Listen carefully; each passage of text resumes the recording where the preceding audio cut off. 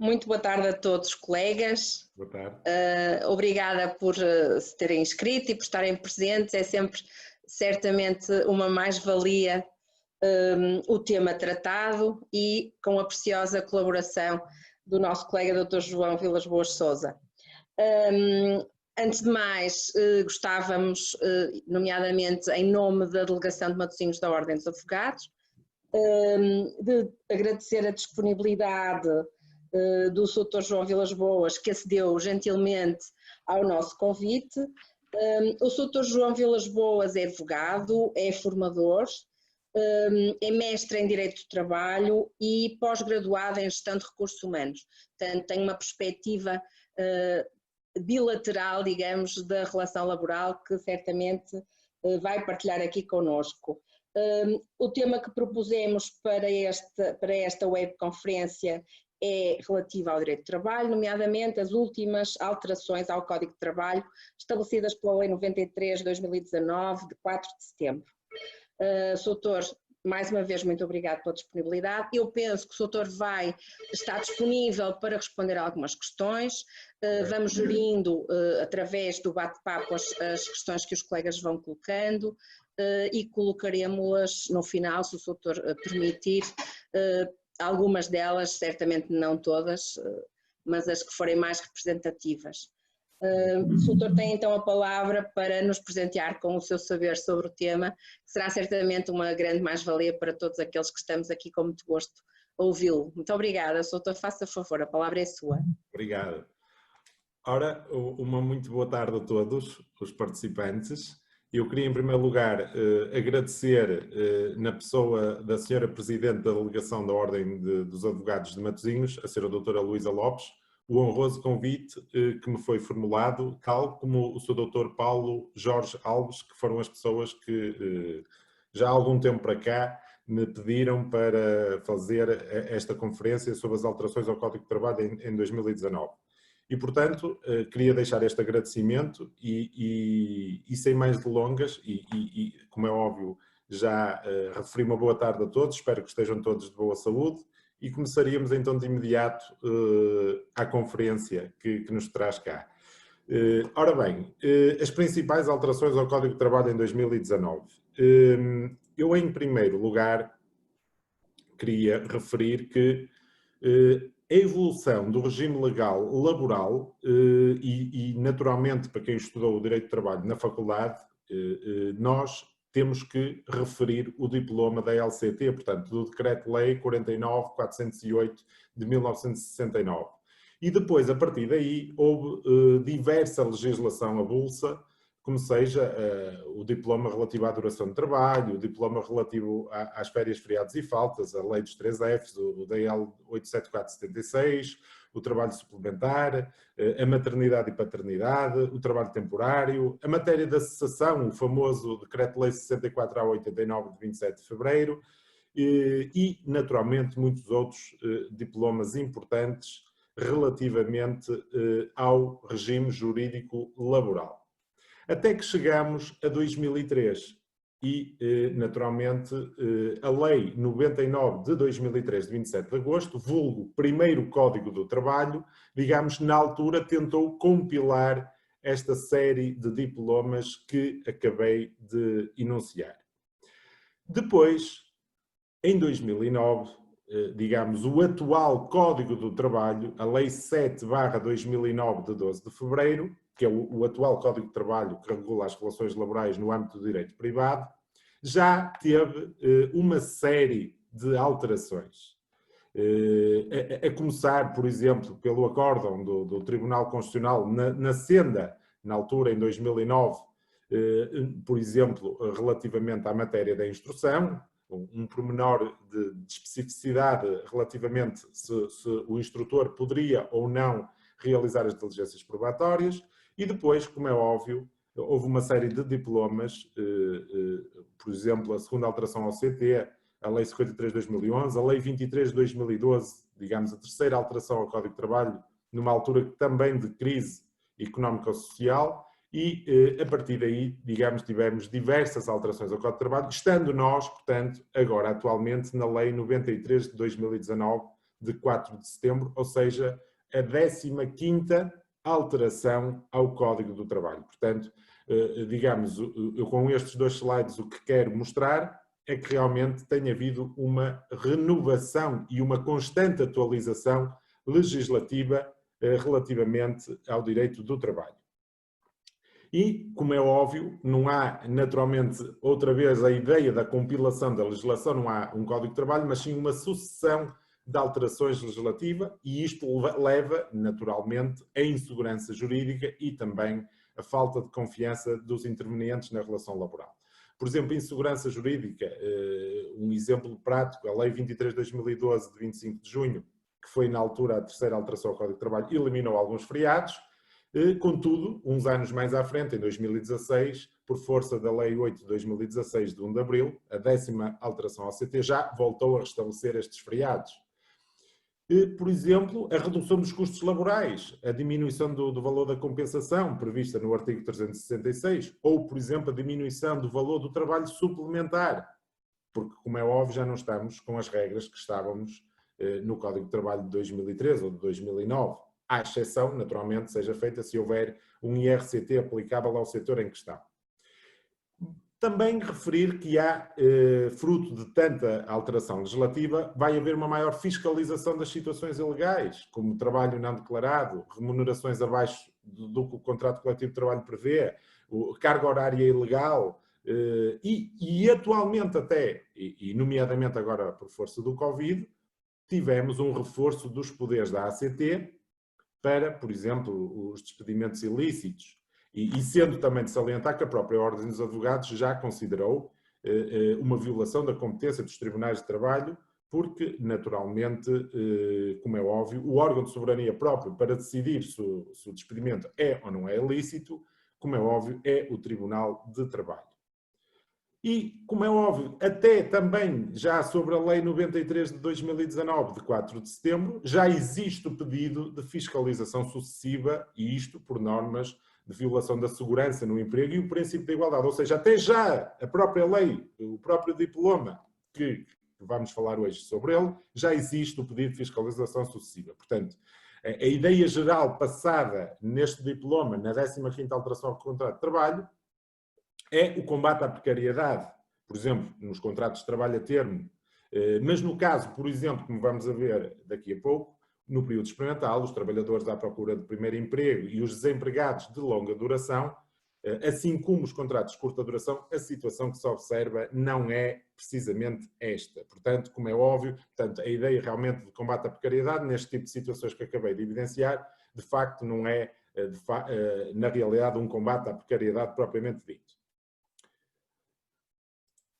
Nas alterações, então, se nós tivéssemos que falar sobre estas alterações, nós começávamos, então, como é óbvio, neste diploma 93 de 2019, de 4 de setembro, e que produz efeitos desde 1 de outubro de 2019. Naturalmente, há aqui algumas exceções do artigo 501A e do artigo 55A do Código Contributivo, que naturalmente não vai nem produziu efeitos desde 1 de outubro de 2019. Para além de que estas novas regras não se aplicam, por exemplo, aos contratos de trabalho a termo resolutivo, no que toca à sua admissibilidade, à renovação, à duração e à renovação do contrato de trabalho temporário, celebrados, portanto, antes de 1 de outubro de 2019. Num slide apenas, as principais alterações foram estas, que nós depois, naturalmente, vamos ver um bocadinho com mais detalhe.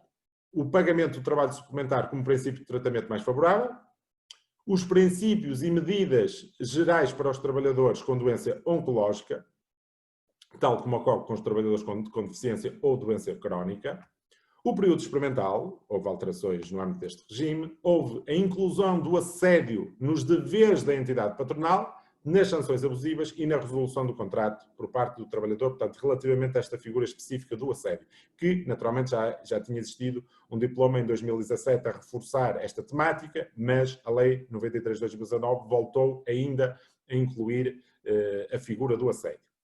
Nas horas de formação profissional anual, no contrato de trabalho a termo, no contrato de trabalho de curta duração, no trabalho intermitente, no trabalho temporário, no banco de horas, na exclusão da compensação de caducidade pela declaração do trabalhador, portanto, vai-se eliminar aqui uma discussão antiga na doutrina, o despedimento por extinção do posto de trabalho, há aqui uma alteração relativamente aos prazos, e na contratação coletiva. Portanto, o resumo das principais alterações deste diploma foram, de facto, estas que nós acabamos de mencionar.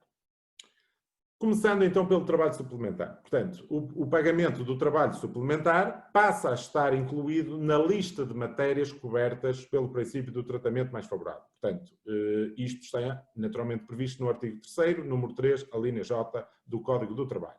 Portanto, as normas legais reguladoras de contrato de trabalho só podem ser afastadas por IRCTs, portanto, por instrumentos de regulamentação coletiva de trabalho, que, sem oposição daquelas normas, disponham em sentido mais favorável ao trabalhador, e isto, naturalmente, já ocorria em diversas matérias: igualdade, parentalidade, trabalho de menores, deficiência, doença crónica, trabalhador estudante, durações dos períodos normais de trabalho, duração do período de repouso, o número mínimo de férias, a matéria dos acidentes de trabalho. Portanto, como é óbvio, isto já estava regulado nestas matérias, e assim, sendo os acordos coletivos, os contratos coletivos e os acordos de empresa só podem ser alterados se fixarem critérios mais favoráveis para os trabalhadores dos que os que estão previstos no próprio Código do Trabalho.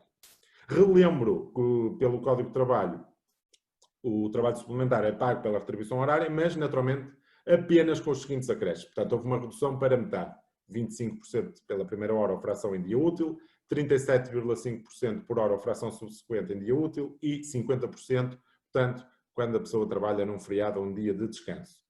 Portanto, é revogado o artigo 268, número 3 do Código de Trabalho, ou seja, que estas matérias podiam ser afastadas por IRCT. O que é que então temos que reter aqui? É que aplica-se agora ao pagamento do trabalho suplementar o princípio do tratamento mais favorável previsto então no artigo 3º do Código de Trabalho.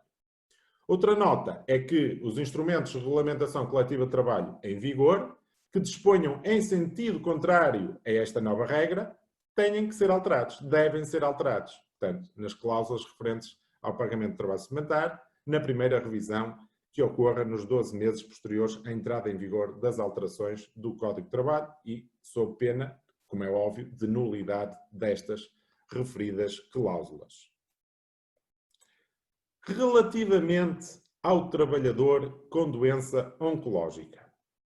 Portanto, o trabalhador com deficiência, doença crónica ou doença oncológica, eu pus a vermelho porque é a novidade, é titular dos mesmos direitos e está adstrito aos mesmos deveres dos demais trabalhadores no acesso ao emprego, à formação, à promoção ou carreira profissionais e às condições de trabalho, ou seja, o trabalhador com doença oncológica é equiparado aos trabalhadores com deficiência ou doença crónica. Portanto, é esta a ideia a reter sobre este aspecto específico dos trabalhadores com doença oncológica. Relativamente a medidas de ação positiva, portanto, a empresa, a entidade patronal, deve adotar as medidas adequadas para que a pessoa com deficiência ou doença crónica, nomeadamente doença oncológica, ativa em fase de tratamento, tenha acesso a um emprego e o possa exercer e nele progredir. Temos, naturalmente, outra situação que já acontecia, portanto, o trabalhador que é dispensa de algumas formas de organização do tempo de trabalho, previsto no artigo 87 do CT, o trabalhador com deficiência, doença crónica ou doença oncológica, ativa em fase de tratamento, é dispensado da prestação de trabalho se esta puder prejudicar a sua saúde ou segurança no trabalho. Portanto, em horário organizado de acordo com o regime de adaptabilidade, banco de horas ou horário concentrado, ou, por exemplo, estar a prestar trabalho entre as 20 horas de um dia e as 7 horas do dia seguinte. Relativamente ao período experimental, o que é que é importante reter aqui? Portanto, nós temos o acórdão do Tribunal Constitucional que pronunciou-se pela inconstitucionalidade por violação da segurança no emprego relativamente à passagem do período experimental de 90 para 180 dias no caso de trabalhadores indiferenciados. Portanto, esta questão já se colocou, portanto, no início, quando se estudava, portanto, o primeiro Código do Trabalho. E, realmente, foi considerado inconstitucional, já na altura. E, por isso, é que não, digamos, vingou e não passou para o papel, portanto, o período experimental de 90 dias para 180 dias, no caso de trabalhadores indiferenciados. Portanto, isto é uma nota relativamente a esta matéria específica do período experimental. O que é que acontece agora, portanto, em 2019, com a Lei 93 de 2019? Nos contratos de trabalho sem termo, o período experimental passa a ter a seguinte duração: 90 dias para a generalidade dos trabalhadores, aqui mantém-se, mas agora, cuidado, 180 dias para trabalhadores que exerçam cargos de complexidade técnica, elevado grau de responsabilidade ou que pressuponham uma especial qualificação, desempenham funções de confiança e agora é a novidade, porque estes dois casos que eu falei já tinham um período experimental de 180 dias, que é os trabalhadores que estejam à procura de primeiro emprego e os desempregados de longa duração. Portanto, nestes dois casos passa a ser um período experimental de 180 dias. Os 240 dias para trabalhadores de cargos de, digamos, de direção ou quadros superiores, mantém-se naturalmente o período experimental de 240 dias. Portanto, o que está a vermelho é a novidade relativamente à temática do período experimental. No contrato de trabalho a termo também o período experimental mantém-se, 30 dias em caso de contrato com duração igual ou superior a 6 meses e 15 dias em caso de contrato a termo certo com duração inferior a 6 meses. Portanto, a ideia fundamental a reter é que até agora, até 2019, a diferença dos prazos do período experimental residia apenas nas funções. Portanto, generalidade dos trabalhadores, complexidade técnica ou cargos superiores. E pelo que a nova alteração do conceito corresponde agora a uma alteração de paradigma e que aparenta, inclusive, a desvirtuar a ratio, a razão da norma. Porque, de facto, e vamos esperar com serenidade o que é que os senhores juízes do Tribunal Constitucional vão decidir, mas, de facto, a ideia que deixo é que realmente poderá outra vez ser considerado inconstitucional, porque realmente, até aqui, de facto, a diferença residia apenas nas funções do próprio trabalhador em causa. E agora não, portanto, e isso aparenta desvirtuar a razão da norma. Outro aspecto importante, relativamente ao período experimental. Portanto, o período experimental é reduzido ou excluído consoante a duração do contrato para a mesma atividade, de contrato de trabalho temporário, executado no mesmo posto de trabalho, de contrato de prestação de serviços para o mesmo objeto, ou ainda de estágio profissional. E é aqui a novidade. Para a mesma atividade, tenha sido inferior ou igual ou superior à duração daquele, desde que, em qualquer destes casos, sejam celebrados pela mesma entidade patronal. Portanto, um exemplo prático, se um trabalhador à procura de primeiro emprego fizer um estágio de 6 meses e a seguir for contratado pelo mesmo empregador, o período experimental de 180 dias já está esgotado. Ou seja, o contrato de estágio é equiparado como se fosse um contrato a termo celebrado antes, ou um contrato de trabalho temporário, ou um contrato de prestação de serviços. A entidade patronal deve comunicar à CIT a denúncia do contrato de trabalho durante o período experimental, sempre que estiver em causa uma trabalhadora grávida, puérpera ou lactante, ou um trabalhador no gozo de licença parental. Portanto, aqui também foi uma novidade da Lei 93 de 2019. E passa a estar previsto como contornação grave, portanto, do artigo 114, número 6 do Código do Trabalho. Relativamente agora à temática do assédio. Portanto, como eu tinha referido há pouco, a Lei 73 de 2017, de 16 de agosto, já tinha reforçado esta temática e agora, com a Lei 93 de 2019, portanto, o artigo 127, número 1, alineado A do Código do Trabalho, que já referia, naturalmente, relativamente ao dever de respeito, dever de urbanidade e probidade, a entidade patronal deve respeitar e tratar o trabalhador com urbanidade e probidade, afastando quaisquer atos que possam afetar a dignidade do trabalhador, que sejam discriminatórios, lesivos, intimidatórios, hostis ou humilhantes para o trabalhador e, agora aqui, nomeadamente o assédio. Portanto, ficou a estar expressamente previsto no artigo 127, número 1, alineado. Assim como, relativamente, e isto no âmbito de um processo disciplinar, relativamente a uma sanção abusiva prevista no artigo 331, número 1, a linha D do Código de Trabalho, diz lá agora expressamente considera-se abusiva a sanção disciplinar motivada pelo facto do trabalhador ter alegado ter sido vítima de assédio ou ser testemunha em processo judicial e ou contraordenacional de assédio. Portanto, como é óbvio, passa a uma contraordenação muito grave, quando antes era apenas grave, e fica no elenco das sanções abusivas a temática do assédio. Outra novidade também relativamente à temática do assédio, prevista agora no artigo 394, número 2, a linha B do CT, relativamente à justa causa da resolução do contrato. Portanto, constitui justa causa da resolução pelo trabalhador a violação culposa de garantias legais ou convencionais, designadamente a prática de assédio. Lá está a inclusão expressa à temática do assédio, praticada pelo empregador ou por outros trabalhadores, porque naturalmente não existe só apenas o assédio vertical, mas também o assédio horizontal. Relativamente agora à formação profissional. Portanto, o trabalhador tem direito em cada ano a um número mínimo de 40 horas de formação profissional ou, sendo contratado a termo, por período igual ou superior a 3 meses, a um número mínimo de horas proporcional à duração do contrato nesse ano. Antes de 1 de outubro de 2019, portanto, era apenas 35 horas de formação por ano que eram exigíveis a cada trabalhador. Portanto, a diferença é de passar as 35 para 40 horas de formação profissional anual. Relembra-se que a empresa deve assegurar em cada ano formação contínua a pelo menos 10% dos trabalhadores da empresa e, como é óbvio, qualquer um de nós, advogados, quando um trabalhador cessa o seu contrato e não sejam pagos os créditos salariais relativamente a créditos de formação, nós, como é óbvio, podemos pedir esses créditos salariais ao Tribunal. Portanto, o Código de Trabalho prevê que as horas de formação e que não sejam asseguradas pelo empregador se transformam em crédito de horas, a igual número para formação por iniciativa do trabalhador e o próprio trabalhador pode utilizar o crédito de horas para a frequência de ações de formação mediante comunicação ao empregador com antecedência mínima de 10 dias e o crédito de horas para formação que não seja utilizado cessa ao fim de 3 anos. Portanto, como é óbvio, pelo menos 3 anos para trás, nós poderíamos pedir os créditos de formação profissional que não foram lecionados ao trabalhador, portanto,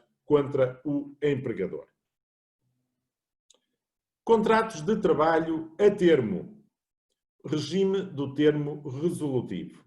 Portanto, até agora, o regime do contrato de trabalho a termo podia ser afastado por instrumento de regulamentação coletiva de trabalho. Com exceção, naturalmente, de algumas alíneas, a linha B do número 4 do artigo 140, substituição direta ou indireta de trabalhador em relação ao qual esteja pendente em juízo uma ação de apreciação da licitude do seu despedimento e, relativamente ao artigo 148, os prazos de duração máxima do contrato de trabalho a termo. O que é que acontece? Portanto, a partir de 1 de outubro de 2019, o regime do contrato de trabalho a termo não pode ser afastado por instrumento de regulamentação coletiva de trabalho. À exceção dos fundamentos para a celebração do contrato, previstos no artigo 140, número 2 do Código de Trabalho, e das regras elencadas no artigo 145, portanto, relativamente à preferência e na admissão no contrato sem termo, quando, naturalmente, ele exercia as mesmas funções, portanto, funções idênticas. Relativamente à admissibilidade para a celebração, portanto, agora o artigo 140. Até agora, o contrato de trabalho a termo só podia ser celebrado para satisfação de necessidades temporárias e pelo período estritamente necessário à satisfação desta necessidade. O que é que acontece a partir de 1 de outubro de 2019? O contrato a termo só pode ser celebrado para satisfação de necessidades temporárias, objetivamente definidas pela entidade empregadora, portanto isto não estava na lei, e apenas pelo período estritamente necessário à satisfação dessas necessidades. Ou cada vez mais as regras estão a apertar no que diz respeito à admissibilidade para a celebração de um contrato de trabalho a termo resolutivo. Relativamente à duração do contrato, portanto, até agora, 18 meses no caso de pessoa à procura de primeiro emprego, 2 anos no caso de desempregados de longa duração e lançamento de uma nova atividade e 3 anos, portanto, nos demais casos. Eram estas as regras da duração do contrato. Agora, a duração máxima acumulada de um contrato de trabalho a termo certo, incluindo renovações, baixa de 3 anos para 2 anos. Onde é que isto está? No artigo 148, número 1 do Código do Trabalho. A duração máxima do contrato de trabalho a termo incerto passa para 4 anos, quando antes eram 6 anos. Portanto, onde é que está previsto? Artigo 148, número 5 do CT. Portanto, termo certo de 3 para 2 e termo incerto de 6 passa para 4 anos. Tempo total das renovações. As renovações deixam de poder exceder o tempo do primeiro contrato.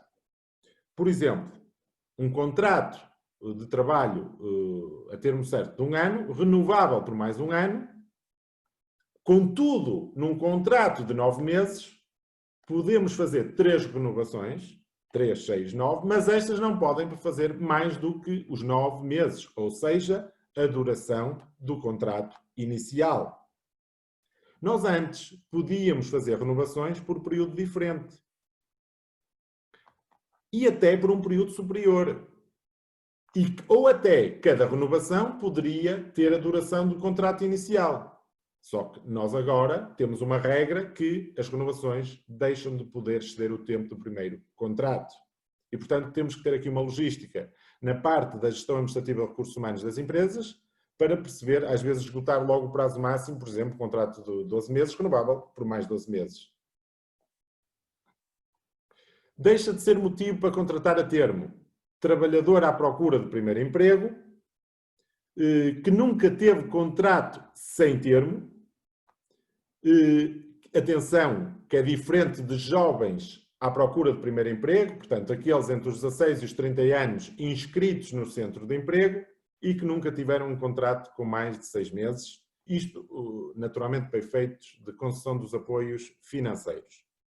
E os desempregados de longa duração, portanto, também deixa de ser motivo para contratar a termo. Portanto, é aquele trabalhador inscrito no centro de emprego, pelo menos há 12 meses ou, naturalmente, um período superior.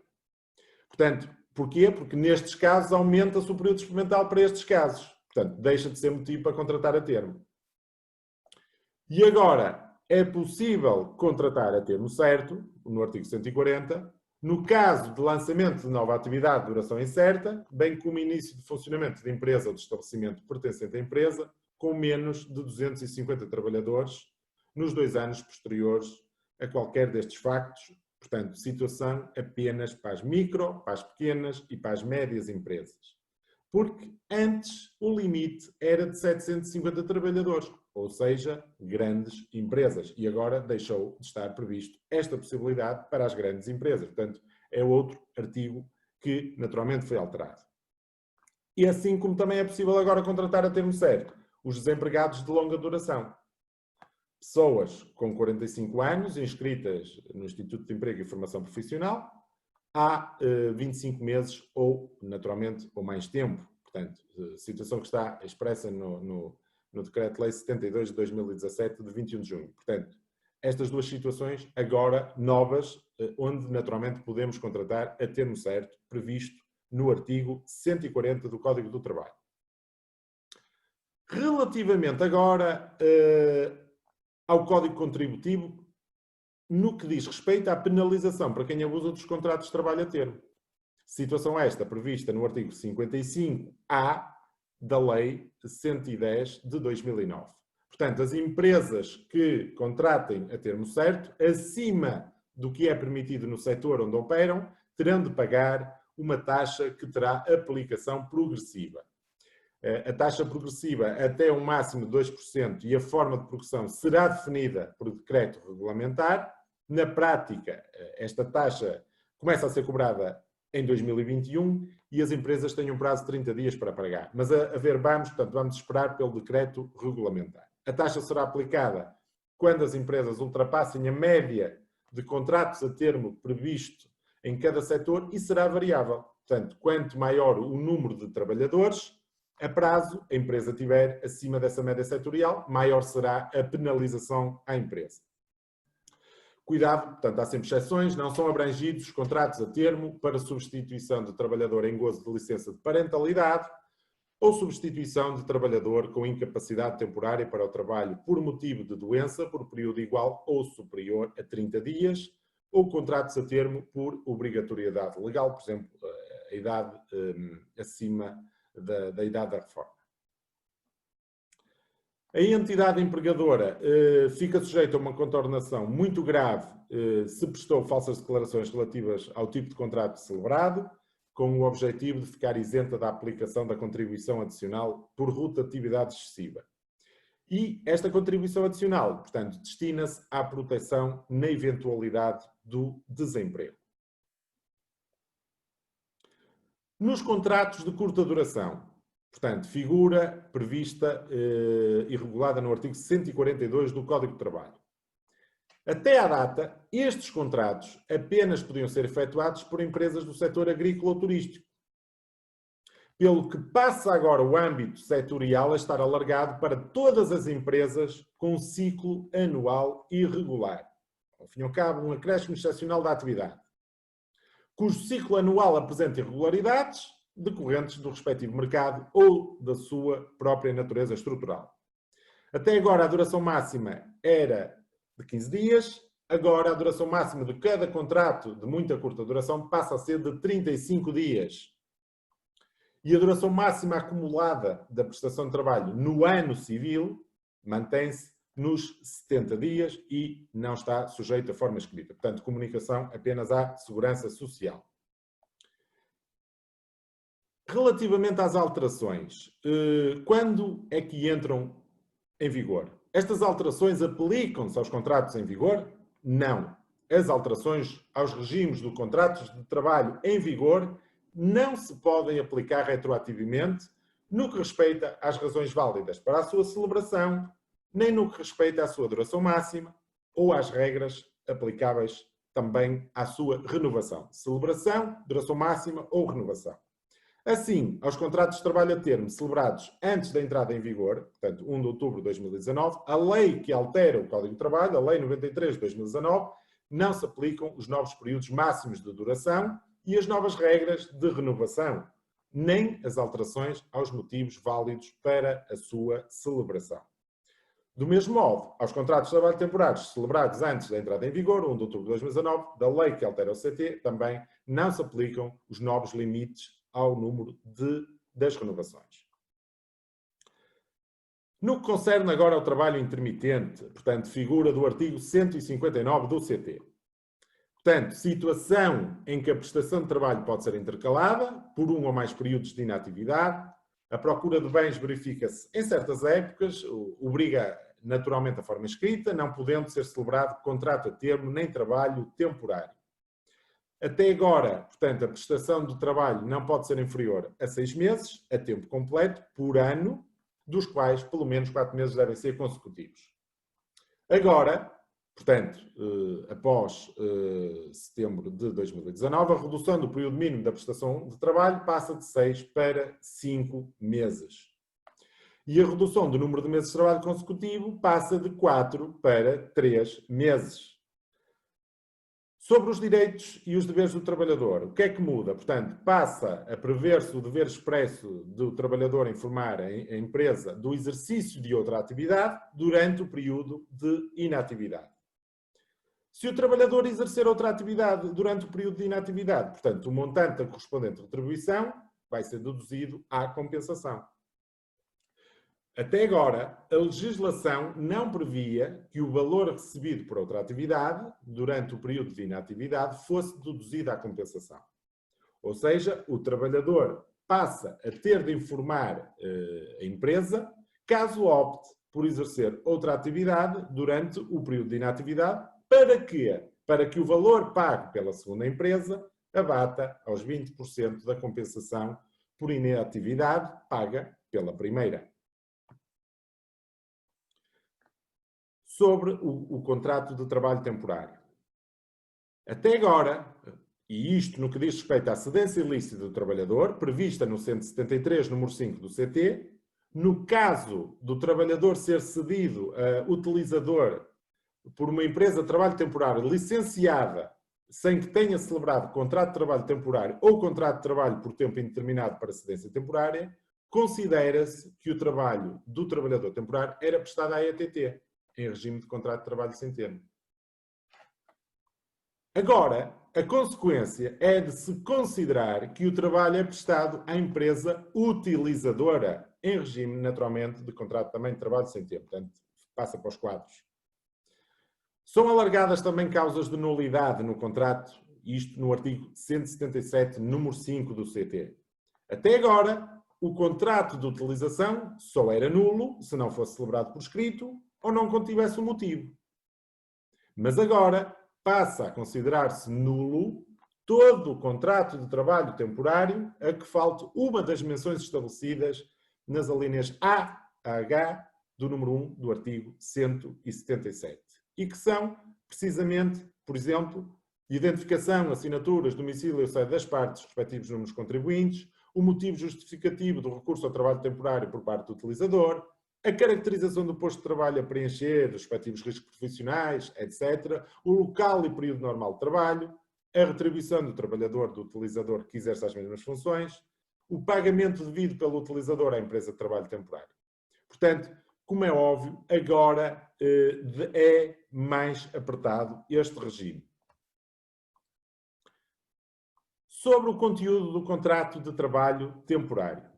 Até agora, o contrato tinha de fazer menção aos motivos que justificam a celebração do contrato, com menção concreta dos factos que os integram, sob pena de uma contornação leve. E agora, o contrato deve conter um motivo justificativo, com menção concreta dos factos que o integram, tendo por base o motivo justificativo do recurso ao trabalho temporário por parte do utilizador indicado no contrato de utilização do trabalho temporário. Isto, como é óbvio, sem prejuízo de confidencialidade e passa, portanto, a ser tipificado como uma contornação grave, imputável à empresa de trabalho temporário. Portanto, situação prevista no artigo 181, número 5 do CT. Ou seja, e em conclusão, coincidência entre os motivos da celebração do contrato de utilização de trabalho temporário, portanto, entre a ETT e a utilizadora, e os motivos da celebração do contrato de trabalho temporário entre o ETT e o trabalhador. Pois, caso exista irregularidades, a empresa de trabalho temporário fica obrigada a integrar o trabalhador em regime, portanto, de contrato de trabalho sem termo. Passa a estar nos quadros. Portanto, situação do artigo 181, número 2. Na duração do contrato de trabalho temporário. Até agora, os contratos de trabalho temporários podiam ser celebrados sem limite de renovação. Agora passam a ter um limite máximo de 6 renovações, exceto substituição de trabalhador ausente por doença, acidente ou licenças parentais. Portanto, situação prevista no artigo 182, número 2 e 3. Sobre as condições de trabalhador temporário. Portanto, vai acontecer aqui também uma novidade, é aplicável ao trabalhador temporário o IRCT aplicável a trabalhadores do utilizador que exerçam as mesmas funções. Ou seja, deixa de haver um período de carência de 60 dias para que seja aplicável o IRCT, porque antes, de facto, tinha que se esperar 2 meses para que se aplicasse o IRCT que previsse diversas normas mais favoráveis para o trabalhador. E agora deixa de haver este período de carência. Situação esta prevista no artigo 185, número 10 do CT. No banco de horas, portanto, possibilidade de aumentar o período normal de trabalho com limites.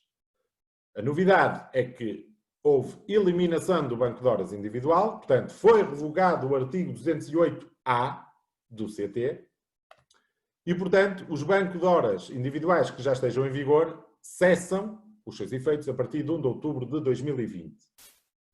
No novo banco de horas grupal, portanto, figura prevista no artigo 208b, que se aplica a uma equipa, uma secção, uma unidade económica, tem agora naturalmente regras. O período normal de trabalho pode ser aumentado até 2 horas diárias, pode atingir as 50 horas por semana, tendo acréscimo o limite das 150 horas por ano. O empregador elabora o projeto, publicita-o junto dos trabalhadores para ser referendado. Portanto, existe referendo, isto depois naturalmente regulado em legislação específica, e comunica aos representantes dos trabalhadores e à própria autoridade para as condições de trabalho. Para ser aprovado, 65% dos trabalhadores têm de o votar favoravelmente. Caso o número de trabalhadores pelo projeto seja inferior a 10, o referendo é realizado sob a supervisão da ACT, para evitar abusos ou ilegalidades. A aplicação do banco de horas cessa se, decorrido metade do tempo, 1/3 dos trabalhadores pedir um novo referendo e este não for aprovado ou não realizado no prazo de 60 dias após o pedido. O banco de horas grupal não é aplicável a trabalhador com filho menor de 3 anos que, naturalmente, não dê a sua concordância por escrito. Portanto, ele pode opor-se a este novo regime de organização do tempo de trabalho. Sobre a compensação da caducidade nos contratos de trabalho a termo. Portanto, em caso de caducidade, e por isso é que eu disse no início que se eliminou uma discussão antiga na doutrina, em caso de caducidade de contrato de trabalho a termo certo por verificação do seu termo, o trabalhador tem direito à compensação correspondente a 18 dias de retribuição base e de diuturnidades por cada ano completo de antiguidade, calculada nos termos do artigo 366. Agora, a lei diz expressamente, salvo se a caducidade decorrer da declaração do trabalhador. Portanto, para o pagamento da compensação, basta a caducidade do contrato por simples verificação do seu termo e mesmo que o contrato inicial não tenha previsto a possibilidade de renovação. Portanto, como é óbvio, quando o empregador faz operar a declaração de caducidade. Se for o trabalhador, como é óbvio, não tem que ir pagar a compensação por caducidade, só paga naturalmente se a quiser, porque lá está, eliminou-se esta discussão antiga na doutrina, porque ficou expressamente previsto no artigo, salvo se a caducidade decorrer da declaração do trabalhador. No despedimento por extinção do posto de trabalho, portanto, houve uma alteração relativamente ao prazo para a emissão do parecer fundamentado sobre os motivos invocados para o despedimento, requisitos e critérios aplicados no artigo 370. Portanto, passa de 10 para 15 dias após comunicação da intenção de despedimento. A intervenção da própria autoridade para as condições de trabalho também passa de 3 para 5 dias úteis, o prazo para o trabalhador solicitar a intervenção da ACT para verificação do cumprimento dos requisitos legais impostos. No que tange à convenção coletiva, na adesão ao instrumento de regulamentação coletiva de trabalho, portanto, caso sejam aplicáveis no âmbito de uma empresa uma ou mais convenções coletivas ou decisões arbitrais, o trabalhador que não seja afiliado em qualquer associação sindical pode escolher qual daqueles instrumentos lhe passa a ser aplicável, mas desde que o mesmo se integre no âmbito do setor da atividade profissional e geográfico do instrumento escolhido. Portanto, figura prevista no artigo 497.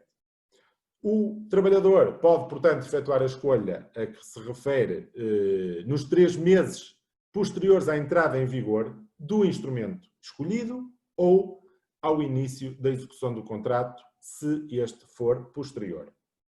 A aplicação da Convenção nos termos do número 1 deste artigo 497 mantém-se até ao final da sua vigência, com o limite de 15 meses. Antes de 2019, o limite era de 12 meses, portanto, 1 ano. E o trabalhador pode revogar a escolha, cessando a aplicação da Convenção, 6 meses após a comunicação dessa revogação ou antes, se, entretanto, se esgotar o prazo referido, portanto, na norma, no artigo 497. Na denúncia, qualquer das partes pode denunciar a convenção coletiva mediante comunicação escrita dirigida à outra parte e acompanhando da proposta negocial global. E, naturalmente, a denúncia deve, sem prejuízo da sua validade e eficácia, ser acompanhada de fundamentação quanto a motivos de ordem económica, estrutural ou desajustamentos do regime da convenção denunciada. Portanto, é um artigo também novo. No prazo de 10 dias a contar da denúncia, a parte autora da denúncia deve remeter ao serviço competente do Ministério responsável pela área laboral, portanto a DGERT, cópia da mesma e da proposta negocial global. Em caso de caducidade da convenção coletiva ou da decisão arbitral, manter-se-ão também os respectivos efeitos em matéria da parentalidade, da segurança e saúde no trabalho. Portanto, cuidado que estas matérias mantêm-se. De uma forma muito simples, portanto, houve de facto mudanças em algumas contornações laborais. A título de exemplo, é agravada a contornação laboral nos casos de omissão do conteúdo obrigatório nos contratos de trabalho temporário, portanto, de leve para grave. É também agravada a contornação aplicável nos casos de aplicação da sanção disciplinar abusiva ao trabalhador, portanto, também passa de grave para muito grave. E o empregador deve comunicar à CIT a denúncia do contrato de trabalho durante o período experimental, sempre que estiver em causa uma trabalhadora grávida, puérpera ou lactante, ou um trabalhador no gozo da licença parental. Portanto, passa a ser contemplada como uma contornação grave. Sendo certo que eu às vezes aqui, e isto é uma opinião pessoal, relativamente à questão da comunicação, por exemplo, no caso de um contrato de trabalho a termo, de facto, se calhar, a comunicação pode fazer algum sentido, porque, como nós sabemos, a maior parte dos contratos de trabalho a termo estão mal justificados e isso era um motivo para estar mais atento sobre a licitude ou ilicitude do mesmo. Já no caso do período experimental, sinceramente, eu acho que às vezes aqui pode ser uma burocracia, porque o período experimental é o período mais frágil de uma relação laboral. E desde que um empregador, de facto, comunique dentro do prazo, de facto, não estou a ver aqui muitas consequências que possam ser efetuadas. Mas, enfim. Ainda sobre matérias que se relacionam e de uma forma muito simples, a Lei 90/2019, relativamente ao reforço da proteção da parentalidade. Portanto, e que naturalmente também trouxe alterações ao Código de Trabalho. A produção de efeitos prevista no artigo 9, ele entra em vigor com o Orçamento de Estado de 2020, por exemplo, a proteção na parentalidade, a licença parental inicial, a licença parental exclusiva do pai, a licença para assistência a filho com deficiência e doença crónica ou oncológica, já vimos esta matéria há pouco prevista no artigo 53, e depois há outras matérias que entraram naturalmente em vigor a partir de 4 de outubro de 2019, como seja a dispensa para consulta pré-natal e a comunicação à CIT no caso de denúncia do contrato em período experimental. As principais novidades, eu diria, nestes dois slides que agora vos vou passar. Portanto, alargamento da licença parental de 15 para 20 dias úteis. Aliás, o gozo do pai começou nos 10, depois passou para 15, já estamos nos 20. Dias úteis seguidos ao interpelado nas 6 semanas seguintes ao nascimento da criança. Há também redução do gozo da licença facultativa do pai após o gozo da licença obrigatória de 10 para 5 dias úteis. Aqui houve redução. No que respeita às regiões autónomas, portanto, há novos artigos. O artigo agora 37A e, portanto, o artigo, este não é novo, que já existia, mas está naturalmente elencado de maneira diferente, o artigo 249, número 2 da LNF. Direito a uma licença para deslocação à unidade hospitalar localizada fora da ilha da residência para a realização do parto, pelo período de tempo que, por prescrição médica, for considerado necessário e adequado à deslocação para aquele fim. E o alargamento dos motivos justificativos da falta às situações de acompanhamento da grávida que se desloque à unidade hospitalar localizada fora da ilha da residência. As crianças doentes do foro oncológico, portanto, artigo 53, previsão do direito a uma licença por período até 6 meses, prorrogável para assistência a filho portador de doença oncológica, a par das licenças para assistência a filho com deficiência ou doença crónica. Portanto, já vimos isto no artigo 53 do Código de Trabalho. No internamento hospitalar da criança recém-nascida, artigo 40, o aumento da licença parental inicial até ao limite máximo de 30 dias, quando se verifica a necessidade de internamento hospitalar da criança imediatamente após o período recomendado de internamento pós-parto. Nas crianças prematuras, figura 9 no artigo 40, aumento da licença parental inicial em 30 dias adicionais e por todo o período de internamento, quando o parto da criança ocorre até às 33 semanas inclusiva.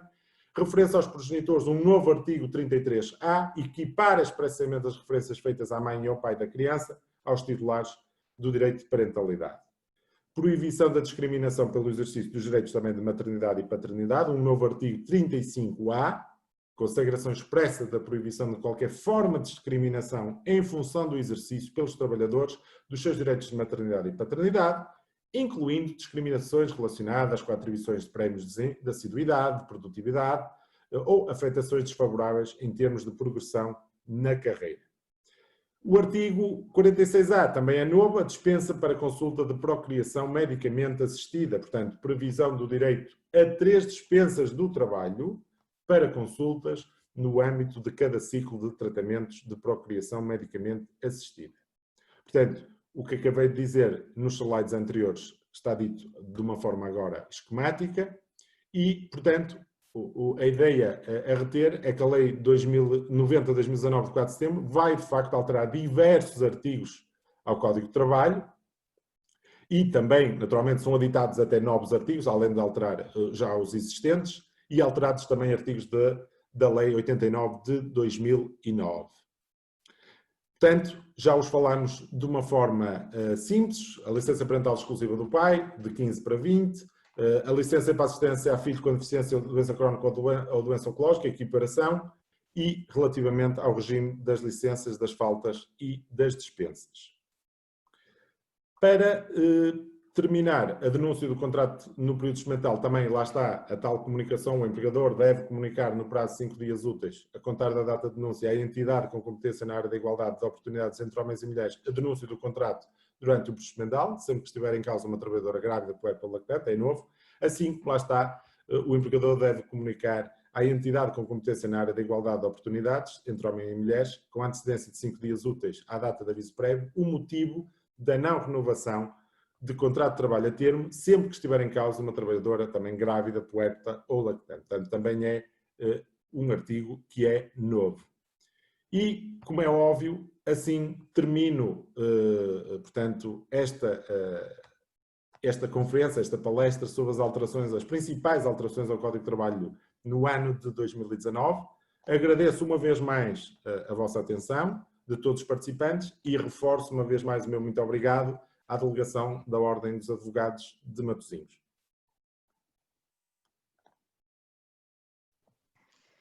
Muito obrigada, Sr. João Vilas Boas, foi um gosto ouvi-lo, aprendemos muito com os seus ensinamentos, penso que é uma opinião que a generalidade dos colegas poderá confirmar.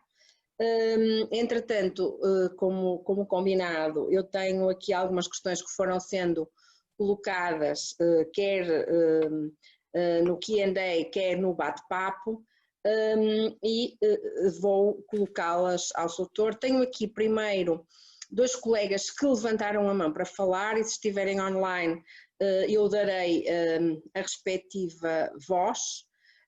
A Soutora Rosa Maria Moreira, por acaso parece-me que não tenho essa opção agora. Permitir falar, tenho. Soutora Rosa Maria Moreira, está connosco ainda?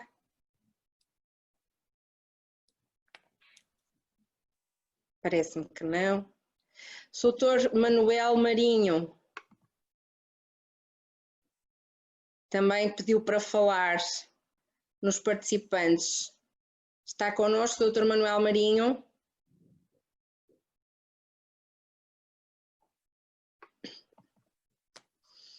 Doutora Fátima Zenão. Estou a disponibilizar a oportunidade de colocarem as questões ao Soutor João Vilas Boas. Também não me parece.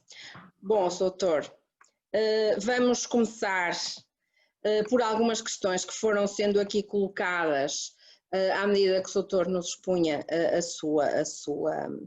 os seus slides. Há uma preocupação transversal que eu gostaria de confirmar com o Soutor, que é da disponibilidade dos slides. Se os colegas poderão ter disponibilidade dos slides apresentados nesta comunicação. É com todo o gosto que eu envio os slides, não tem qualquer problema, porque todos estes slides eu posso enviar à senhora doutora Luísa Lopes, ou diretamente, como bem entenderem. Portanto, em relação à disponibilidade de slides, está garantido. Muito bem, nós agradecemos muito e depois faremos, obviamente, chegar aos colegas que nos foram pedindo. Exatamente. E penso que também poderão ter acesso, poderão ter acesso à conferência, porque ela foi gravada, vai estar, salvo erro, disponível na plataforma Direito em Dia, e nós próprios, delegação, penso que também podemos publicar via YouTube. Portanto, ela estará disponível seguramente para os colegas que não tiveram a oportunidade de assistir agora. Passando então às questões que nos foram aqui colocando, doutor, tenho aqui uma primeira do doutor Carlos Jorge Gonçalves relativamente à denúncia. Regra geral, a denúncia não carece de fundamentação. Ao invés, nos termos do número 2 do artigo 500, a denúncia deve, sem prejuízo da sua validade e eficácia, ser acompanhada de fundamentação quanto a motivos de ordem económica estrutural ou a desajustamentos do regime da convenção denunciada. Se a denúncia não for acompanhada de tal fundamentação, quais serão as consequências? Terá sanções? É que, ao que parece, a denúncia é, como não poderia deixar de ser, sempre existente, válida e eficaz. Portanto, é uma primeira questão colocada pelo Dr. Carlos Jorge Gonçalves, doutor. Qual a consequência, que é para eu apontar, doutor, qual a consequência? Qual a consequência de não ter fundamentação, uma vez que ela será sempre válida, existente e eficaz? É, salvo erro, o artigo 500, número 2. Sim. Certo, mas acaba por responder àquilo que me parece mais óbvio, portanto é mais apenas uma penalização porque ela acaba por produzir efeitos sem prejuízo, o próprio artigo, sem prejuízo da sua validade e eficácia. Muito bem. O colega pergunta aqui, terá sanções? Sim, presumo naturalmente que pode perfeitamente haver sanções, agora não tenha prejuízo da sua validade e eficácia. Pois, muito bem. Espero que tenha o colega ouvido. Relativamente ainda ao mesmo colega que nos coloca aqui uma questão agora sobre a formação, um trabalhador contratado por 3 meses tem direito a 10 horas de formação?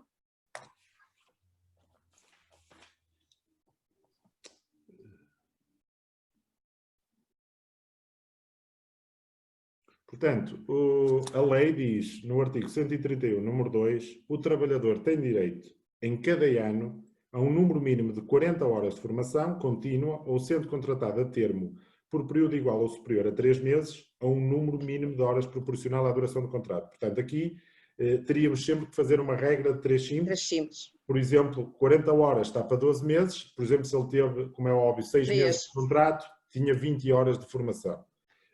A pergunta é se ele tem menos de 3 meses, é isso? Porque não, se ele for contratado por 3 meses, se tem direito a 10 horas de formação.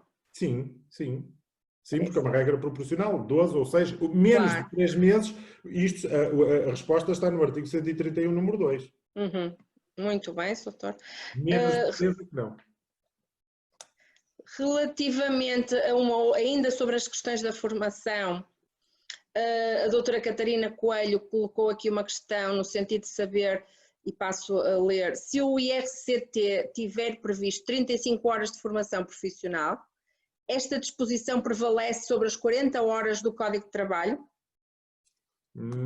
Boa pergunta, mas eu acho que a lei 93 de 2019, ao estabelecer, atenção, como é óbvio, até 4 de setembro de 2019 eram 35 e não há qualquer problema. Dúvida. Agora, daqui para a frente, estar a estipular menos do que uma lei imperativa, que é a Lei 93 de 2019, é estipulada desta forma, que são 40, eu acho que o IRCT naturalmente está a ir contra uma norma imperativa, que é o Código de Trabalho, ainda para mais desfavorável para o trabalhador, porque a matéria da formação é importantíssima e, portanto, eu penso que não pode ir contra a regra agora atualmente, das 40 horas. Muito bem, doutor, muito obrigada. Continuando, o Dr. Carlos Gomes de Faria colocou aqui a questão de saber a colocação do assédio no elenco das sanções abusivas não tem na legislação aplicável um caráter excessivamente vago? Pergunta. Claro que sim, atenção. Eu próprio dou um curso só sobre assédio e o assédio, naturalmente, é muito vago. Pode haver assédio horizontal, assédio vertical ascendente, até ser o próprio trabalhador fazer assédio ao chefe. atenção, esta matéria é de facto, isto ainda para mais é só uma condenação já tipificada no Código de Trabalho, e se nós dizemos a alguém que estamos a injuriar, ai, estou a ser vítima de assédio, ainda poderemos ser injuriados e ter um processo de crime em cima. Claro que esta matéria deveria estar muito mais regulada, muito mais estudada. A Lei 73 de 2017 e a Lei 93 de 2019, claro que reforçaram esta temática, mas ainda há muito caminho a percorrer no que diz respeito às circunstâncias que proporcionam o assédio, relativamente aos exemplos práticos do que é que possa ser assédio, e depois, naturalmente, vamos também socorrendo da jurisprudência, não é? Porque, como é óbvio, é um tema muito difícil de prova, digamos assim, do trabalhador efetivamente conseguir provar, porque às vezes é palavra contra palavra. Aliás, eu muitas das vezes nos meus cursos, o que eu sugiro, quando de facto alguém está a ser maltratado, está a ser vexado, está a ser humilhado na sua boa honra, na sua dignidade, é forçar essa pessoa a ter tudo por escrito. E, naturalmente, por exemplo, no seguimento da sua solicitação, e às vezes até com conhecimento deste e-mail, se possível, a um administrador, para que essa pessoa comece a perceber que ele está a defender-se e que a partir daqui vai mudar de certeza absoluta a sua atuação. Mas o tema do assédio, sem margem para dúvidas, que é um tema muito amplo, muito vago e que infelizmente ocorre. Aliás, agora no Covid, esta situação, de facto, se calhar para abusos e ilegalidades vai ser um fartote. Banco de horas negativos, forçar os trabalhadores a denunciar o contrato de trabalho, forçar os trabalhadores a despedimentos sem pagamento dos créditos salariais devidos, etc, etc, etc. Portanto, cuidado, porque convém recorrer-se a um advogado. É o fundo da questão. Muito bem. Muito obrigada, doutora. Ainda o doutor Carlos Gomes de Faria coloca outra questão agora relativa aos contratos a termo. A penalização para as empresas que abusem da utilização de contratos a termo, ou seja, que apresentem uma rotatividade excessiva dos seus trabalhadores, quando é que entrará efetivamente em vigor? E, em concreto, qual a penalização aplicável? Isto, portanto, a taxa progressiva até ao máximo 2% e a forma de produção será definida por decreto regulamentar. Portanto, estamos a aguardar. Temos que aguardar e à partida, porque isto tudo está, e então agora em época de Covid é que nós tiramos uma ilação fundamental, um dia de cada vez, não é? Porque as regras agora estão a ser dia a dia. Rapidamente alteradas, tudo o que dávamos como certo e seguro. E, portanto, claro que a taxa era para ser cobrada em 2021, saliente-se, mas temos que esperar, portanto, a forma de progressão será definida por decreto regulamentar e temos que aguardar. Muito bem. Uma outra questão agora, doutor, do doutor Amílcar César Fernandes, relativamente ao contrato de trabalho temporário. Efeitos da nulidade do contrato de trabalho temporário.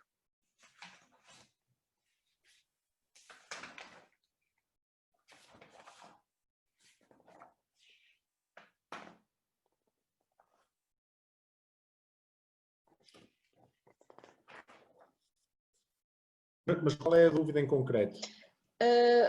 O colega colocou aqui só mesmo assim, efeitos da nulidade de contrato de trabalho temporário, presumo que a lei disponibiliza o elenco das consequências da nulidade, digo eu. Eu estou a rever outra vez portanto, o slide do contrato de trabalho temporário. Portanto, até agora o contrato tinha de fazer menção aos motivos que justificam a celebração do contrato com menção concreta dos factos que o integram sob pena de uma contravenção leve. E agora o contrato deve conter um motivo justificativo com menção concreta dos factos que o integram, tendo por base o motivo justificativo do recurso ao trabalho temporário por parte do utilizador, indicado no contrato de utilização, sem prejuízo de confidencialidade e sob pena de contornação grave. Ou seja, há uma coincidência entre os motivos da celebração do contrato de utilização de trabalho temporário, portanto, ETT e utilizador, e os motivos da celebração do contrato de trabalho temporário ETT-trabalhador. Pois, caso existam irregularidades, a empresa de trabalho temporário fica obrigada a integrar o trabalhador em regime de contrato de trabalho sem termo. E esta figura está prevista no artigo 181, número 2. Muito bem, doutor. Agora, relativamente ao período experimental, temos aqui também algumas questões. Relativamente, eu não tenho aqui a identificação da colega, JE. Sobre o período experimental, gostaria de saber qual a interpretação do colega sobre o prazo de comunicação à CIT a quando a denúncia do contrato no período experimental e a que se refere o artigo 114.5. 5 dias a contar da denúncia efetiva, antes da produção dos efeitos da denúncia, da comunicação, portanto, o momento da contagem, a partir do qual se inicia a contagem do prazo, portanto, para a comunicação.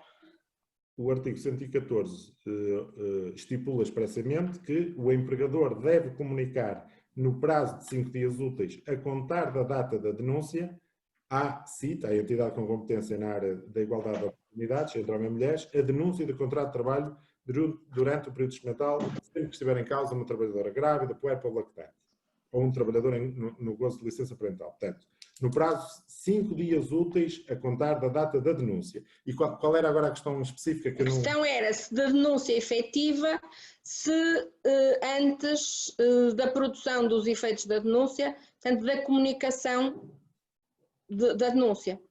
Ou seja, os 5 dias contar-se-ão, segundo eu estou aqui a perceber desta questão, a pergunta é 5 dias a contar da denúncia efetiva, antes da produção dos efeitos da denúncia? Aparenta, isto como é óbvio, claro, por segurança jurídica e comuniquem antes, mas aparenta pela norma a contar da data da denúncia. Ou seja, depois da data da denúncia ainda tem 5 dias úteis para comunicar à CIT. Agora, sabemos bem que a segurança jurídica, aprendemos nos bancos da faculdade, se nós quisermos antes, ou naturalmente, ou no próprio dia em que se faz a denúncia, perfeito, não há problema, mas aparenta aqui a contar da data da denúncia. Então, daqui para a frente, teríamos 5 dias úteis para comunicar à CIT. Muito bem. Não estou a dizer que eu sugiro que façam isto. Estou a dizer que aparenta, pela leitura, interpretação literal da norma, que assim o seja. Certo. Relativamente ainda aqui a uma questão da formação profissional, pergunta uma colega que também não consigo ter aqui a identificação, apenas tem o JE. Sobre formação profissional, um contrato anterior a 1 de outubro de 2019, mas que cessa, por exemplo, em dezembro de 2019, sem qualquer formação profissional ministrada, tem direito, em seu entender, a 35 horas ano, mesmo em 2019, certo? Pergunta então a colega. Vamos lá ver. Ou seja, a norma não tem efeitos retroativos, portanto, tudo até outubro de 2019, portanto, era sempre 35 horas por ano. A partir daí é que a situação, como é óbvio, se poderia colocar. Eu, de facto, esta questão já me foi colocada. Há quem entenda, digamos, porque são 35 horas por ano, e então era relativamente ainda ao ano de 2019, ainda seriam as 35. Eu não vou estar aqui com uma interpretação, está correto ou está errado. E claro que as 48 horas ano seria a partir daí para a frente.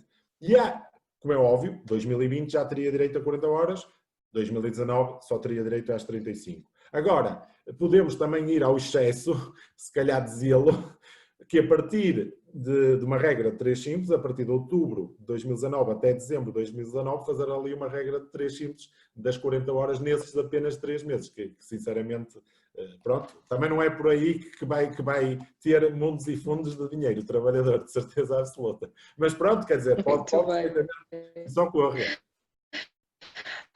Outra questão, doutor, e vamos respondendo até o doutor entender que está disponível, porque são várias aqui.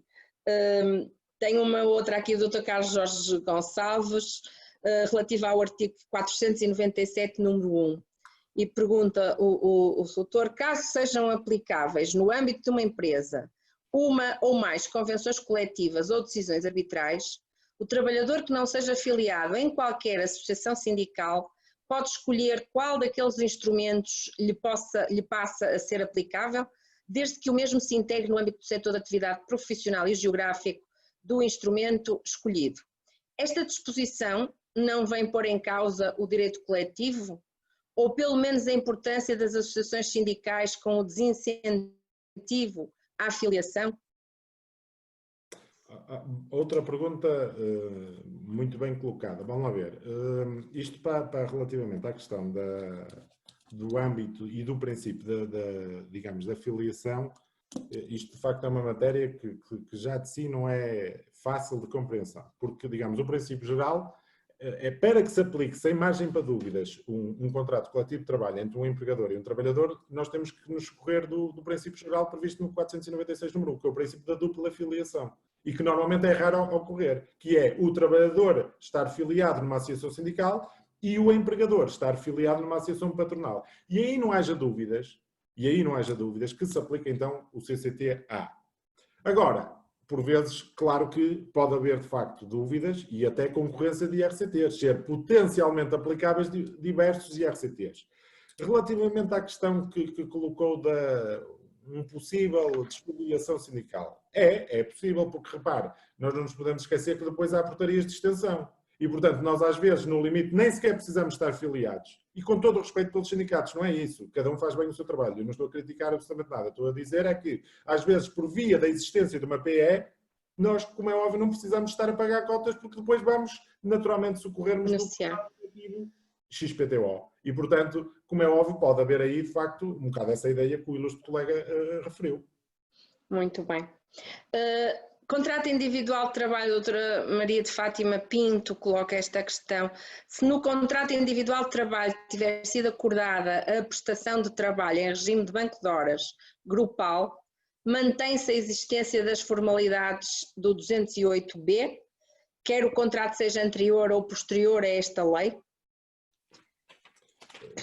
Vai ser uma questão jurídica interessante. Eu, sinceramente, só acho é que como o 208B, que é uma norma nova, que é um regime de banco de horas grupal e tem critérios e requisitos específicos previstos agora no Código de Trabalho, poderia, se calhar, pôr-se em causa aí a questão da legalidade, porque não foi de forma grupal, não foi de grupo, não foi referendado, não foi de acordo com o que está previsto agora no artigo 208. E, portanto, estar a fazê-lo por acordo individual era, ao fim e ao cabo, quase como fazer... Admitir o banco individual. E é só nesse sentido. Muito bem. Muito bem, doutor. Ainda, boa tarde. Se o trabalhador, a doutora Vera Eusébio, se o trabalhador não solicitar a conversão em créditos de horas para formação, quando a cessação do contrato, pode peticionar as horas de formação profissional não ministrada de período superior a 3 anos? Pronto, é uma questão também interessante. Vamos lá ver.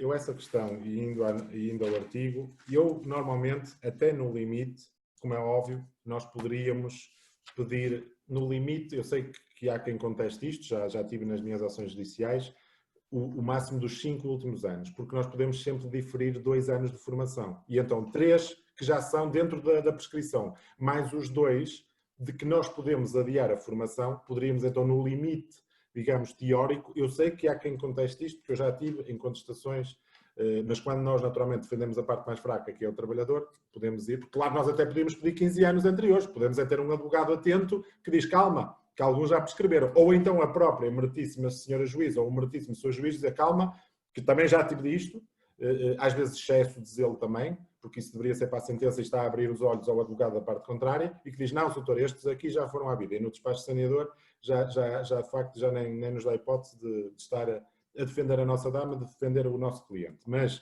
de qualquer forma, pelo menos os últimos 3, sem margem para dúvidas, podem ser requeridos, mesmo que ele não tenha solicitado. A formação é fundamental, a formação é um dever, e relativamente à questão específica que me pergunta, é o artigo 134, cessando o contrato de trabalho, o trabalhador tem direito a receber a retribuição correspondente ao número mínimo anual de horas de formação que não lhe tenha sido proporcionado, ou ao crédito de horas para a formação de que seja titular à data da cessação. Ele é titular à data de cessação, pelo menos, dos últimos 3 anos. Muito bem. Agora, doutor, ainda mais algumas questões, e eu penso que se calhar já estamos a ultrapassar a paciência do doutor. Se à data de entrada em vigor da Lei 93 de 2019, um contrato anteriormente celebrado com 3 anos de vigência estiver ainda com 2 anos e meio de vigência, ainda pode ser objeto de não renovação por parte da entidade patronal no prazo legal para o efeito? Eu peço desculpa, doutora, como é rebuscada, queria pô-la com calma. Doutora Paula Barreiro Nunes, então diz-nos, à data de entrada em vigor da Lei 93 de 2019, um contrato anteriormente celebrado com 3 anos de vigência, ou seja, suponho que seria um contrato a termo de 3 anos, estiver ainda com 2 anos e meio de vigência, portanto a faltar os 6 meses para os 3 anos pelo qual foi celebrado, ainda pode ser objeto de não renovação por parte da entidade patronal no prazo legal para o efeito. Ou seja, temos um contrato que durou 2 anos e meio quando entra em vigor a nova lei e faltava 6 meses para a sua caducidade, digamos, ou renovação. Não seria renovação, não é? Certamente. A questão é se pode ser objeto de não renovação pela entidade patronal no prazo legal para o efeito. É como eu digo, a doutora está muito bem a tentar pescar. Descodificar. As novas regras não se aplicam aos contratos de trabalho a termo resolutivo no que toca à admissibilidade, renovação, duração e à renovação do contrato de trabalho temporário celebrados antes de 1 de outubro de 2019. Portanto, não se aplicam a estes casos. E, portanto, se mantém o que estava, naturalmente, na lei antiga. Agora, tudo o que seja após 4 de setembro de 2019, claro que aí já cuidado, porque aí as regras são muito mais apertadas. Muito bem. Quando a lei diz que não há retroatividade, não está a ferir a constitucionalidade do princípio do tratamento mais favorável do trabalhador? Pergunta o colega Arlindo Pinto. Mas essa não retroatividade relativamente, por exemplo, à questão, por exemplo, também dos contratos a termo? Ele fala em não retroatividade em geral, não é? Portanto, para as situações que a lei diz que não haverá retroatividade, estará a ferir a constitucionalidade do princípio do tratamento mais favorável do trabalhador? Esta questão. Nunca se colocou, penso que não, quer dizer, a única fiscalização para já foi relativamente à questão do período experimental naqueles 2 casos concretos e vamos aguardar se de facto vai haver uma nova interpretação do conceito ou se vai ser considerado inconstitucional. Agora, relativamente a estas novas regras não se aplicarem e forçosamente da não retroatividade aos contratos a termo resolutivo quanto à sua admissibilidade, pronto, é o próprio diploma que o prevê, não estou a ver para já assim de uma forma simples e de uma pergunta numa conferência que possa ferir a Constituição. Constitucionalidade. Tem prejuízo, não é óbvio, de um estudo mais...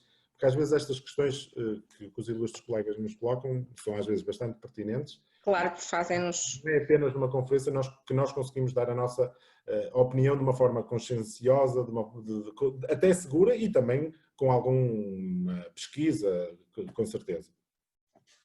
Muito bem. Finalmente, temos aqui algumas outras, ainda uma última do Dr. Carlos Gomes de Faria. Como analisar o reforço de meios e poderes da ACT face ao regime previsto na Lei 14 de 2020, de 9 de maio, e tendo em consideração o recentemente estipulado na legislação de 2 de abril de 2020?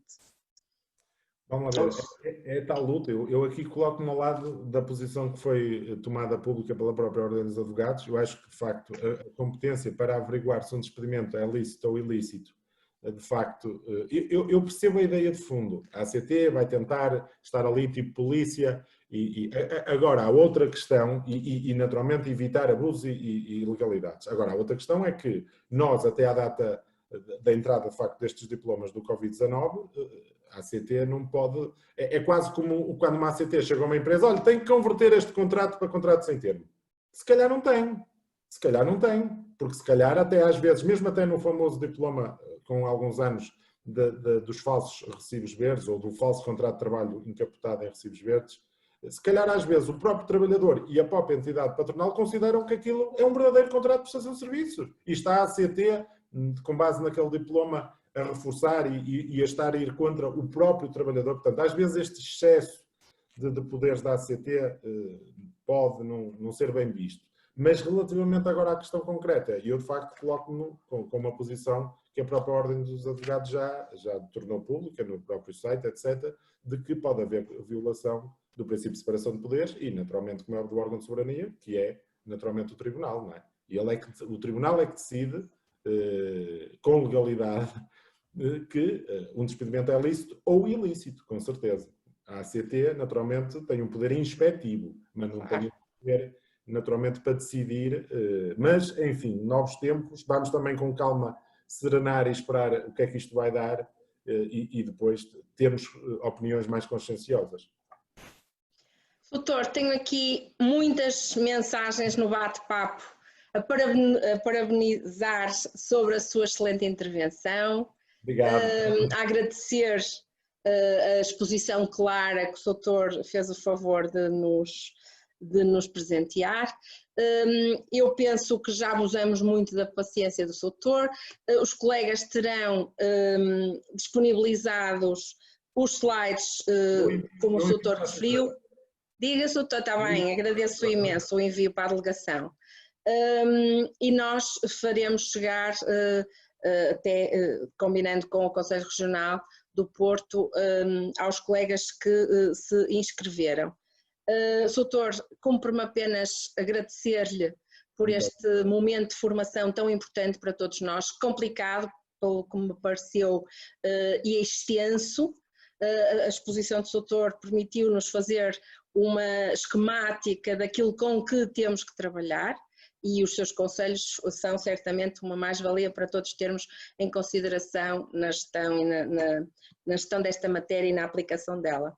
Doutor, foi um gosto, eu agradeço mais uma vez pela sua disponibilidade, pelas suas palavras, muito obrigada.